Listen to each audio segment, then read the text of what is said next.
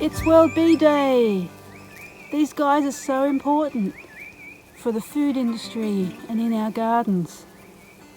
There's a beautiful animated movie called Bee Movie that's fantastic.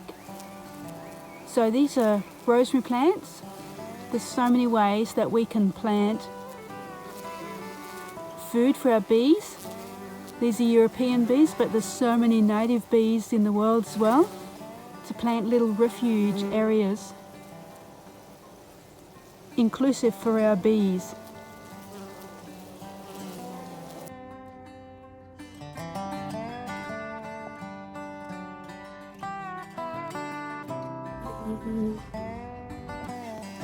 Bees love white, blue and yellow flowers in particular, as you can see on this little cosmos, an edible flower.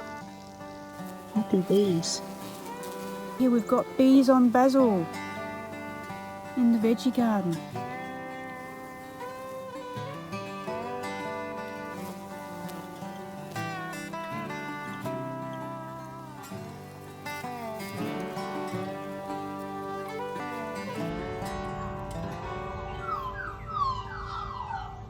Very happy little bee.